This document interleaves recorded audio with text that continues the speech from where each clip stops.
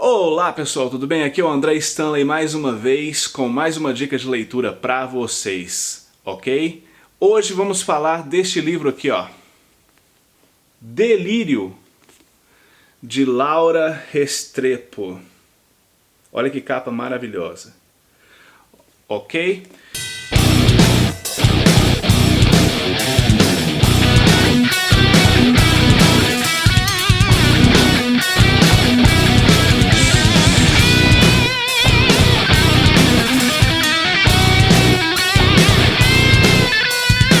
Antes de mais nada, pessoal, eu gostaria de pedir para vocês que dêem um like aí no vídeo, porque se deixar para o final vocês esquecem.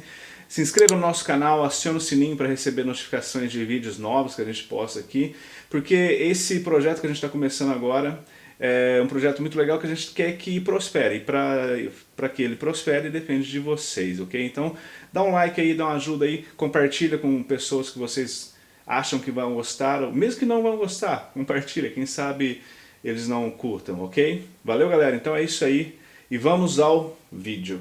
Eu soube que havia acontecido algo irreparável no momento em que um homem abriu a porta daquele quarto de hotel e eu vi a minha mulher sentada ao fundo, olhando pela janela de uma forma muito estranha. Assim começa o romance Delírio, da Laura Restrepo. Delírio é um romance insano da autora colombiana Laura Restrepo. Publicado há exatamente 20 anos, este livro é um mergulho angustiante na complexidade da mente humana. Além de ser um relato histórico dos desafios vividos pelo povo colombiano durante a dominação dos poderosos cartéis de narcotraficantes e das ações guerrilheiras das Farc. Este livro deu à autora o prêmio Alfaguara de melhor romance em 2004. Após uma curta viagem a trabalho, o Aguilar, que é um ex-professor de literatura, ele encontra sua esposa em um quarto de hotel, completamente transtornada. E é dessa forma que começa essa história, que gira em torno da busca desesperada do Aguilar para descobrir o que deixou a sua mulher naquele estado de alienação total. Durante a sua busca pela solução desse mistério, o ex-professor universitário, que após o fechamento da universidade onde ele lecionava, ele exercia a função de comerciante de ração para cachorro. Eu achei muito específica essa informação. Então, depois que ele parou de lecionar na faculdade, esse cara ele vai trabalhar como comerciante de ração. E nesse momento é que acontece essa tragédia familiar, vamos dizer assim, quando a sua esposa enlouquece. Então esse cara, galera, ele vai mergulhar cada vez mais fundo no tortuoso passado da sua esposa. A história tem como pano de fundo os aspectos históricos vividos pela Colômbia no decorrer da década de 80. Guerrilheiros lutando para assumir o poder e a ascensão dos maiores e mais poderosos cartéis de narcotraficantes do mundo, que tiveram como figura central o criminoso mais procurado à época, que era o Pablo Escobar. Quem aí assistiu a série Narcos vai compreender o que eu estou falando, né? Pablo Escobar, durante um período, foi o traficante mais procurado do mundo. É muito importante a gente saber em que momento histórico se passa essa história. Por quê? Por que a universidade onde o Aguilar trabalhava fechou? Por questões políticas. A gente tem que ter em mente, quando está lendo esse romance, que a história se passa na década de 80. E muitos aí da minha idade, ou até um pouco mais novo, vai se lembrar como era a Colômbia na década de 80. Havia lá vários cartéis de narcotráfico, né? Aliás, os maiores cartéis narcotraficantes do mundo se localizavam na Colômbia. E tinha uma figura, digamos assim, uma figura chave ali, um personagem chave nessa história, que é o Pablo Escobar. Todo mundo já ouviu falar do Pablo Escobar. Ele era o chefão lá do cartel de Medellín. Então o livro se passa nesse período. Sem contar que além do narcotráfico estar no seu auge, né, ali na meados dos anos 80, A Colômbia vivia uma luta armada com as ações das Farc. As Farc é uma força armada revolucionária que, desde a década de 60, lutava para tomar o poder na Colômbia e instaurar no país um governo socialista. Então é uma guerrilha de cunho socialista. E na década de 80 eles estavam ali no auge também, fazendo várias ações e até ataques terroristas e coisas assim. É, Hoje eu acho que as Farc baixaram as armas, pelo menos grande parte, né, do exército revolucionário, né, da Colômbia. Hoje, se eu não me engano, eles se tornaram um partido político e de oposição ao governo, né? Isso é só para contextualizar vocês do período em que essa história se passa. Colômbia, anos 80. Para localizar vocês geograficamente e temporalmente, historicamente. Por que isso é importante? Porque, de certa forma, a, a loucura da protagonista, da Agostina, tem a ver com tudo isso. Além dessas questões históricas de cunho social, há também uma preocupação em demonstrar, né? Uma preocupação em demonstrar a dicotomia entre a racionalidade, que é representada aqui nesse romance pelo marido, né? Que é um professor universitário, que tem toda essa questão científica, racional, e a insensatez, que é representada pela esposa, que se torna delirante. Essa dicotomia entre a loucura e a racionalidade, que parece ser tão clara pra gente, nesse romance ela é meio que borrada, né, por aspectos tradicionais da cultura colombiana, como a sexualidade reprimida ou a ritualização da vida cotidiana como uma forma de compreensão do mundo. É uma forma de você ter a sua vida, viver a sua vida sem questionar as estruturas sociais que fazem você ter privilégios ou a falta de privilégios. Eu não sei se vocês me entendem nessa reflexão, mas a loucura e a racionalidade nesse romance, vocês vão notar que tem uma fronteira muito tênue. E com isso, a loucura de um indivíduo, no caso aqui da Agostina, pode ser vista como um resultado de uma estrutura social enferma, entende? Então a loucura como resultado de uma tradição ritualística, vamos dizer assim. Se vocês forem ler o livro depois, eu gostaria que vocês comentassem, porque tem muita reflexão que a gente pode fazer em cima disso. Imagine que você vive em uma família tradicional, né? Uma família de posses, uma família rica, uma família que tem uma certa influência na sociedade onde você vive. E você é educado por essa família é muito rígida, os pais muito rígidos, os pais impõem muitos limites para você, para que você se torne um cidadão ou uma cidadã de bem. Estão imaginando essa história, né? Por quê? Porque a protagonista, a Agostina, ela vinha exatamente dessa família, essa família rígida, essa família que já tinha um script tudo pronto do que é ser um cidadão ou uma cidadã de bem. Então você era educado dentro de limites muito bem específicos, muito bem delimitados, vamos dizer assim. E dentro dessa família você começa obviamente a seguir, né? Você está sendo educado por essa estrutura, né? E você não pode se questionar, você não pode questionar a si próprio, você não pode ter seus próprios pensamentos, suas próprias vontades, seus próprios anseios. Por quê? Porque você tem que seguir a cartilha da família do cidadão de bem. A autora, ela não fala explicitamente sobre essas questões sociais da pobreza. Aliás, ela está contando a história por meio da visão desses personagens de classe média alta da Colômbia. Mas fica implícito ali que há uma crítica social, entende? Que essas pessoas simplesmente usufruem de suas riquezas sem se questionar de onde tudo isso vem.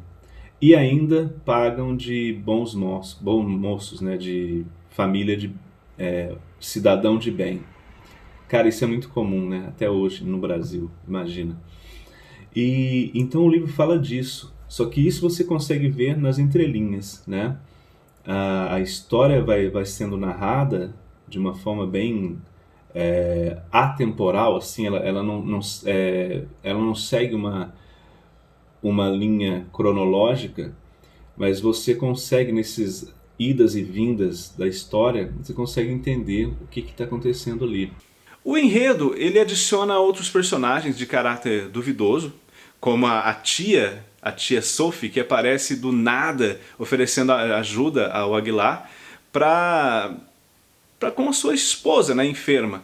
E tem também o Midas McAllister, que é um velho amigo da família Londonho e que parece ter tido um relacionamento com a Aguilar lá quando eles eram adolescentes.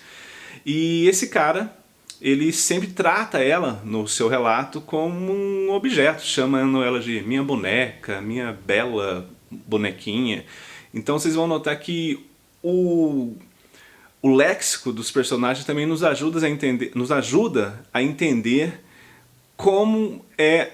quais os traços de caráter que esse pessoal tem, ok? O livro tem 4 planos narrativos que vão se revezando.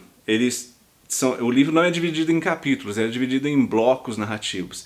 E essas 4 linhas, né, de narração, elas vêm se revezando durante todo o enredo, durante todo o romance, e ele é sempre mediado por um narrador, e o narrador ele usa muito o discurso indireto livre, e ele expõe as divagações dos personagens que vira e mexe eles estão ali se perdendo em seus próprios devaneios. A Laura Restrepo, ela adota uma escrita compacta, sem separação de parágrafos, mas sim em blocos narrativos, longos, como se ela quisesse que o leitor não pausasse a sequência narrativa, talvez sobre a premissa de que o seu raciocínio, nosso raciocínio, pode se quebrar caso a gente descontinue, né, a leitura. Uma característica também que ela é encontrada em algumas obras do José Saramago, que parece exercer uma certa influência sobre a Laura Restrepo. Aliás, ela menciona o Saramago nesse livro por 2 ocasiões aqui. Essa obra ela oscila de forma eficaz entre o romance investigativo e o romance histórico, trazendo nas entrelinhas uma visão crítica em relação aos abusos de uma família tradicional conservadora e a imposição de narrativas históricas construídas por uma elite patriarcal que se tornam verdades oficiais que não se distinguem muito dos dogmas religiosos. Aliás, eu acredito que esse livro tem uma crítica à religião que eu acho que poucas pessoas conseguem notar. Inclusive, galera, não sabemos claramente de onde vem o dinheiro que sustenta a família Londonho há décadas.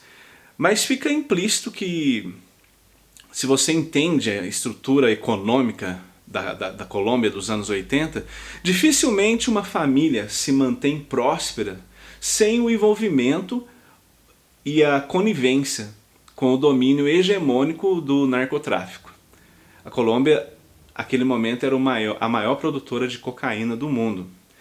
E essas relações obscuras, de certa forma, são denunciadas pela loucura da Agostina, que se perde em um emaranhado de narrativas incoerentes e ao mesmo tempo inquestionáveis no sentido de que você não pode questionar.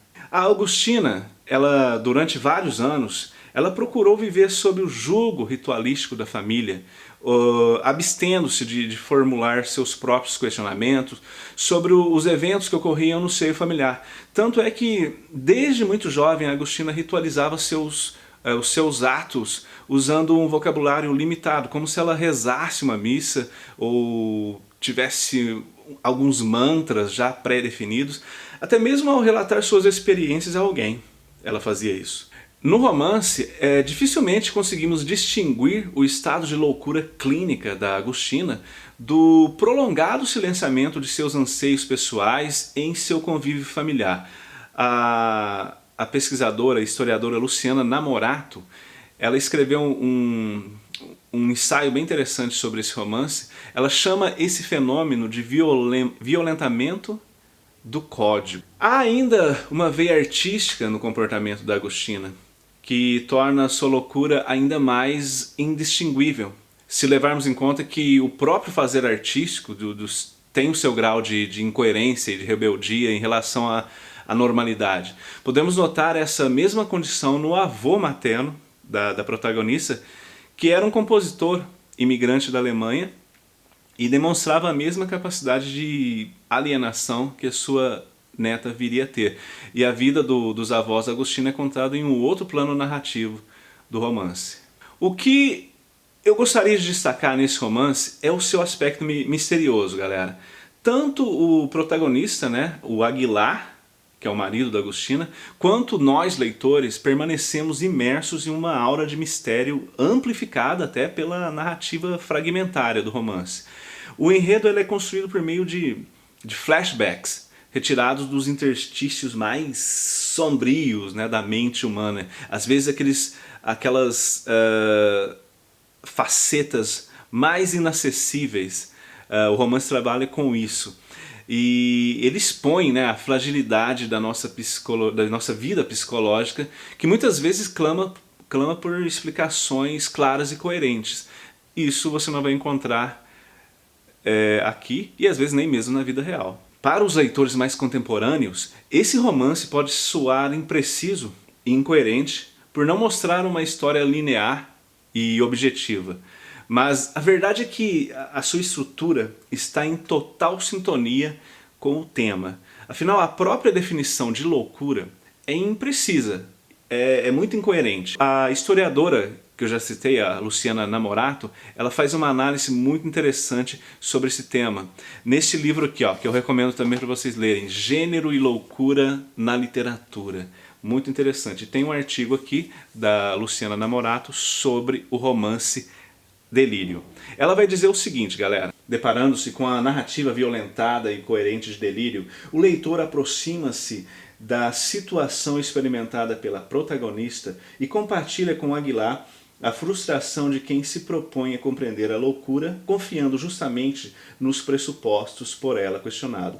Ao fazer refletir da forma o conteúdo de seu romance, Restrepo ressalta também as limitações do personagem e, por extensão, do cidadão marginal, como instrumento de denúncia e intervenção na sociedade, e conduz o leitor a reconhecer a delicada fronteira que separa a vida cotidiana do delírio, ou, em outras palavras, a razão da insanidade.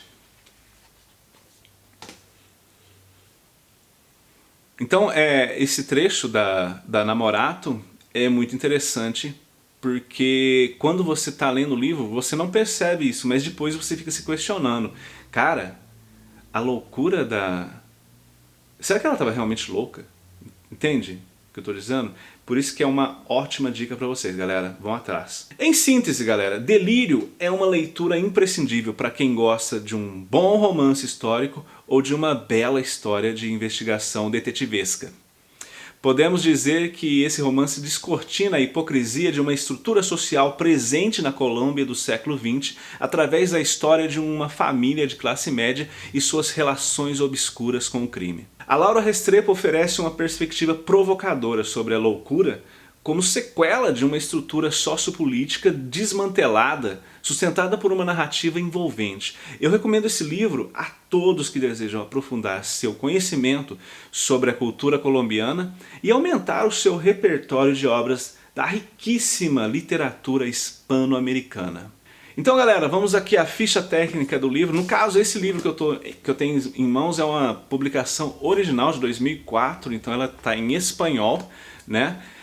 Então o nome é Delírio, Laura Restrepo é a autora, esse aqui é da editora Alfaguara, mas ele foi lançado no Brasil em 2008 pela Companhia das Letras, então vocês podem achar aí nos sebos da vida estante virtual e por aí vai. Então é o gênero romance hispano-americano.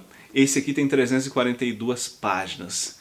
Fantásticas páginas. Lembrando a todos que esse conteúdo que disponho aqui no YouTube pode ser encontrado transcrito no meu blog andrestanleycreation.com/blog, onde eu discuto vários outros assuntos. Então deixa aí, galera, um comentário, eu respondo tudo. Deixa o seu like, aciona o sininho para receber aí notificações de vídeos que eu eventualmente venha postar.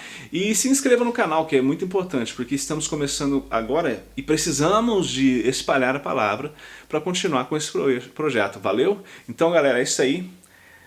Delírio de Laura Restrepo. Hasta la vista.